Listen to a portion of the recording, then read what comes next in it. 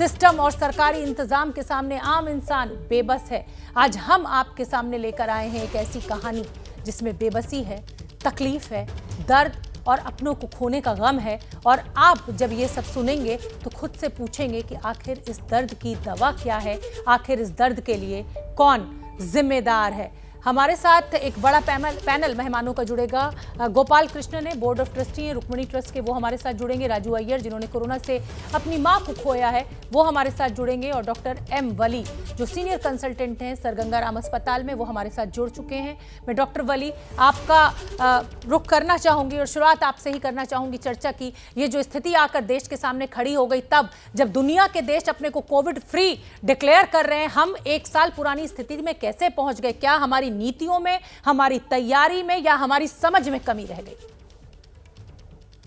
जी, ये समझ रहा हूँ इस वक्त बहुत भयावह स्थिति है और इसको शब्दों में डिस्क्राइब नहीं किया जा सकता। ये हमने कभी भी एंटिसिपेट नहीं किया था, शायद वहाँ गलती हुई है। और जब अक्टूबर में इसका स्ट्रेन आया था उस समय हमको जो जीनोमिक हमने स्टडी का सेंटर बनाया था उसको आगे शायद नहीं बढ़ा पाए, उसकी वजह से वायरस म्यूटेट कर गया है। ये अब वायरस म्यूटेट कर गया है, इसके कई कारण हैं। एक वायरस का बिहेवियर भी होता है जो जिसकी वजह से म्यूटेट किया है, तो ये एक्सपेक्टेड था। और जो म्यूटेशन होता है वो दो तरह का होता है, एक में वायरस कम खतरनाक हो जाता है, एक में ज्यादा खतरनाक हो जाता है। तो इसमें ऐसा लगा है कि ये इसकी जो एडेसिव पावर है, चिपकने की शक्ति है, वो तो इस वायरस ने बढ़ा ली है। और इसके दो म्यूटेशन हमने उसी समय पहचान लिए थे और तीसरा म्यूटेशन, थर्ड म्यूटेंट अब आ गया है। तो ये इसको हमको तेज गति से इसको पकड़ना पड़ेगा। ये हमको कछुआ खरगोश की दौड़ नहीं करनी है, हमको इसको फाइट करना है। और अभी हमारे पास सिर्फ एक साधन है फाइट करने का कि हम अपने को छुपा के घर में रखें, मास्क लगाएं और सैनिटाइज करें।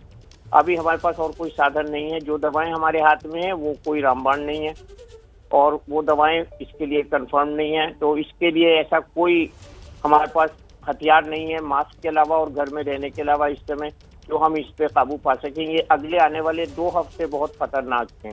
इन 2 हफ्तों में हमें घर में रहना है। जी डॉक्टर वली, लेकिन समस्या ये है ना कि दिल्ली में तो 6 दिन का लॉकडाउन है, ज्यादातर राज्यों में रात का नाइट कर्फ्यू चल रहा है, लोगों को काम के लिए भी निकलना है, तो उनकी ये मजबूरी भी समझनी पड़ेगी कि कैसे अपने को घर में कैद करें। हमारे साथ गोपालन Krishnan board of trustee Rukmini trust के, वो भी दिखने लगे हैं। राजू अय्यर जिन्होंने कोरोना से अपनी माँ को खोया है वो भी जुड़ रहे हैं। राजू अय्यर, मेरे पास शब्द नहीं है कि मैं आपसे क्या पूछूं और क्या कहूं। ये सत्ता पक्ष की नाकामी है, ये हम नागरिकों की नाकामी है, हमारे हेल्थ सिस्टम इस तरह चरमरा गया। मैं क्या कहूं, मैं मेरी समझ से परे है, पर मैं आपका अनुभव सुनना चाहूंगी।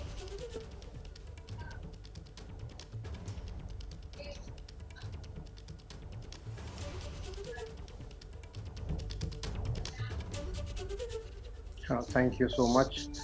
आई थिंक मैं अपना अनुभव शेयर करने से पहले मैं यही कहूँगा कि पिछले 14-15 महीने से जो ये कोरोना हो रहा है, हम सब जो इम्पैक्टेड नहीं थे, हम सोचते थे कि सब कुछ सही है और जब कोई ज़रूरत पड़ेगी तो हम एक मिडिल क्लास फैमिली, अगर हॉस्पिटल चाहिए होगा तो हॉस्पिटल मिल जाएगा, दवाइयाँ मिल जाएंगी, अब किसी ना किसी तरह से हम इससे बाहर आ जाएंगे।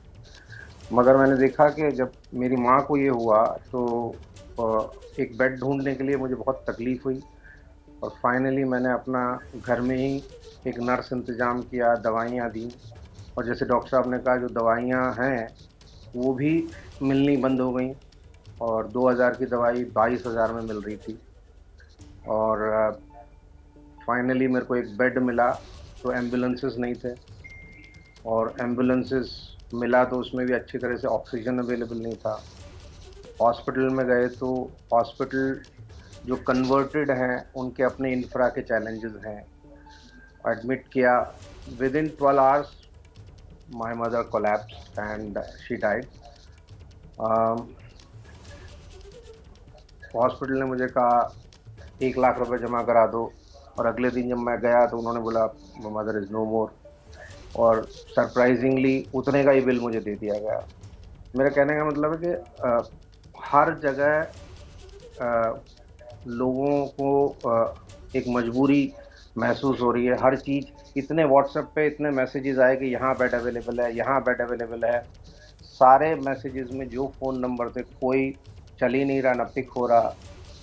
तो इस तरह से लोग एकदम बेबस से हो गए कि अब कहाँ जाएं हम लोग, कहाँ पर सोचें कि कहाँ ले जाएं, जबकि कई जगह पैसे की भी किल्लत नहीं है, लेकिन हाँ पैसे भी गलत लिए जा रहे हैं।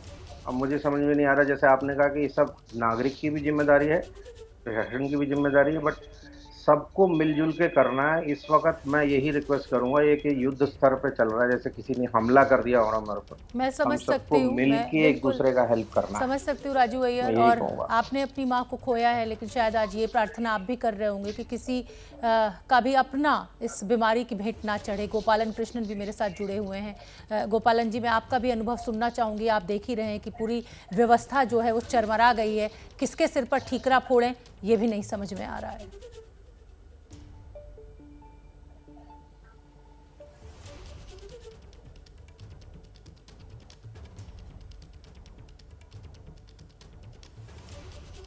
गोपालन जी, आपकी आवाज मुझ तक नहीं पहुंच पा रही है। मैं एक बार फिर कोशिश करूंगी, मेरी टेक्निकल टीम। आपने स्काइप पे कहीं म्यूट तो नहीं किया हुआ है अपने को सर? नहीं, जी, मैं आवाज म्यूट आ नहीं गई है अभी। आपकी। जी बोलिए मैं कह रहा गोपालन हूँ जी। कि मार्च 2020 में हमें पता था कि कोविड जैसे सिचुएशन और पेंडेमिक होने वाली है, क्योंकि बाकी सारे दुनिया में ये ऑलरेडी फैल चुकी थी। हमें कहा गया था कि लॉकडाउन हो रहा है, लॉकडाउन के बेसिस में हमें मास्क पहनना चाहिए, हमें 6 फुट की दूरी में रहना चाहिए। हमने तो सब पालन किया है। 14 महीना निकल गया, हमने सारा चीज फॉलो किया है। आज 14 मंथ्स के बाद हमें कहा जा रहा है कि ना बेड है, ना आरटीपीसीआर टेस्टिंग फैसिलिटीज हैं। आरटीपीसीआर फैसिलिटीज के लिए कोई फोन नहीं उठा रहा है। मेरे खुद फैमिली के आज तक आरटीपीसीआर टेस्ट नहीं हुई है। उनका रिपोर्ट तो आने का बात ही नहीं हो रहा है, क्योंकि फर्स्ट टेस्ट होना चाहिए। वो कह रहे हैं कि हम टेस्ट कर नहीं पाएंगे। हमारा हालत इतना बुरा है क्या? इंडिया का हालत इतना बुरा है? डेवलप नेशन है हम, हमारे पास आरटीपीसीआर टेस्ट नहीं होता है, हमारे पास ऑक्सीजन नहीं है, हमारे पास बेड नहीं है। अब रहा क्या? I mean we are a normal citizen, हम सिटीजन हैं, हम सिर्फ रूल फॉलो कर सकते हैं, काम किसी दूसरे को करना है। अब कर नहीं रहे हैं वो लोग काम, कोई मैनेजमेंट स्किल नहीं है उनके पास। हाउ इज इट पॉसिबल कि हमें आज ऑक्सीजन नहीं मिल रहा है, हमें आज दवाई नहीं मिल रहा है? Death is turned into a business in India unfortunately. अब देखिए, एक जो 800 रुपया का मेडिसिन है वो 28,000 में बेचा जा रहा है। कौन जिम्मेदार? ऑक्सीजन अगर गोपालन जी, आपको कौन ऑक्सीजन जिम्मेदार? चाहिए, आपकी नजर में 6,000 का कौन ऑक्सीजन जिम्मेदार? आपको मिल रहा है 20,000 में।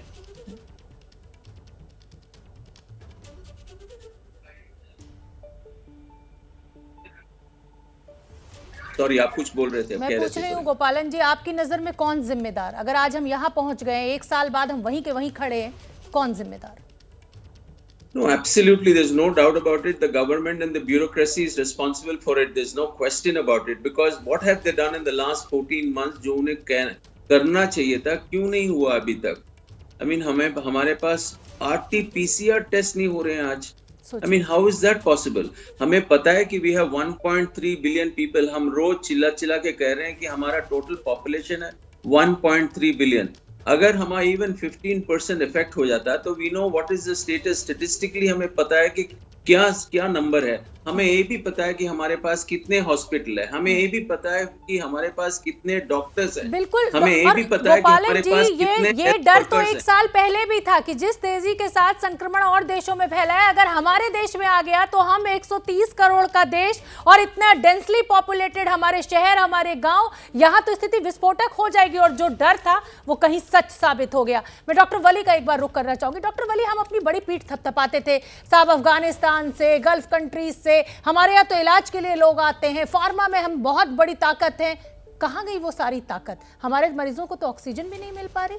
ये इतनी अव्यवस्था थी हमारे देश में जो आज पोल खुल रही है। रोना आ रहा है, बहुत मुश्किल इमोशन को। मुझे घर में रह के भी ऐसा एहसास हो रहा है कि कहीं बाहर से कूद के कोरोना घर में ना घुस जाए। ये इतनी बड़ी चैलेंज है। और B161 ये वेरिएंट और इसके जो 2 वेरिएंट थे E484 और 4542, ये कहीं अक्टूबर में पता चल गया था। इस पे शायद जीनोमिक स्टडीज वाली लैब को डेवलप करना था, गवर्नमेंट ने इसके लिए वो भी किया था, इंसाकॉग बनाया था। लेकिन कहीं ना कहीं वहाँ स्लो हुआ है वर्क, तो उसमें अब हम उसको पावरफुल बनाएंगे और आगे चल के कोरोना के म्यूटेशंस को स्टडी करेंगे। वैक्सीन में हम ठीक थे, अभी वैक्सीन वाला एस्पेक्ट ठीक चल रहा है और हमको जल्दी से जल्दी आगे आके वैक्सीन लेने पड़ेंगे, नहीं तो ये बहुत ज्यादा ओवर पावर कर जाएगा, क्योंकि एक बार संक्रमण जिसको हो जाता है वो बचता नहीं है और मतलब उसको वो कोई तरीका नहीं है, एंटीबायोटिक की तरह की कोई दवाई नहीं है इसके लिए, सिर्फ हमको वेट एंड वॉच करना होता है। और डॉक्टर वली, क्या हमारी गलती ये हो गई डॉक्टर वली, क्या हमसे ये गलती हो गई, हमारी सरकारों से ये गलती हो गई? वैक्सीन हम एक्सपोर्ट कर रहे हैं, ऑक्सीजन हम एक्सपोर्ट कर रहे हैं, रेमडेसिविर हम एक्सपोर्ट कर रहे हैं, और आज जब देश को जरूरत पड़ी तो हम कुछ भी नहीं हमारे पास, हमें कमी हो रही है। एक्सपोर्ट का दो चीजें बताऊंगा मैं, मुझे 1 मिनट दे दीजिएगा जी। दो चीजों का करना चाहिए। Export is always a surplus quantity, I think there it should be supervised and check. But दूसरी जो मैं चैलेंज देख रहा हूँ ना, इसमें बच्चों का और एडल्ट्स का, हमारी उम्र के लोग तो हैं ही हैं, वो ज्यादा प्रोन है, लेकिन जो यंगस्टर्स हैं वो बहुत ज्यादा इसमें इन्वॉल्व हो रहे हैं, और छोटे बच्चों को कोरोना पकड़ना बड़ा मुश्किल काम है। बहुत ही यानी कि डिफिकल्ट सिचुएशन है कि जिस घर में अगर एक बहू और बेटा है, उनके बच्चे को भी, छोटा बच्चा जो 2 साल का गोद में है, उसको भी कोरोना पॉजिटिव आ रहा है। ये बहुत बहुत ही बड़ा चैलेंज है पीडियाट्रिशियंस के लिए, बच्चों के डॉक्टर्स के लिए, हमारे लिए, समाज के लिए, और इसको रोकना बहुत जरूरी है। ये बहुत बड़ा, ये मल्टी इन्फेक्शन सिंड्रोम MIS-C जो बच्चों को होता है, इसमें ज्यादातर ऑर्गन इन्वॉल्व हो जाते हैं और पता नहीं लगता है।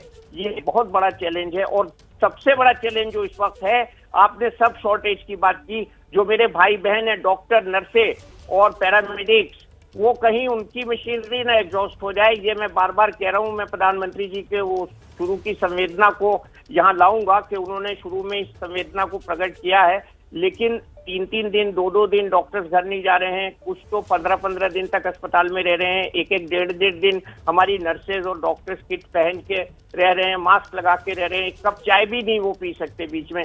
तो ये जो सिचुएशन है ये बहुत ही भयावह है, और हमें अपने वर्कफोर्स को संजो के रखना है। ये बहुत बड़ा चैलेंज है, और अब नेक्स्ट किसकी बारी ना आ जाए, मुझे बहुत बड़ा डर लग रहा है। हमको अपने फोर्स को, ये जो मेडिकल फोर्स है, इसको संजो के रखना है। ऑक्सीजन कुल मिलाकर अब इस देश के नागरिकों को ये समझ लेना चाहिए कि भाई अपनी जिम्मेदारी हमारे ऊपर है, हमें ही अपने को बचाना है, क्योंकि अस्पताल में सरकार हमें बेड दिला नहीं पाएगी, दवा दिला नहीं पाएगी, ऑक्सीजन हम तक पहुंच नहीं पाएगी। आप सभी मेहमानों का बहुत बहुत धन्यवाद हमसे जुड़ने के लिए, अपने दर्द को बांटने के लिए।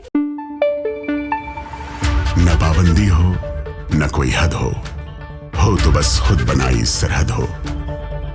ये मुहिम है परतों में छिपे हर सच की तलाश की, सियासत पर रखी पैनी नजर और आंख की, खबरों की दुनिया में एक जिम्मेदार आवाज की, जुर्म और जुल्म के खिलाफ हर बेबस के लिए इंसाफ की।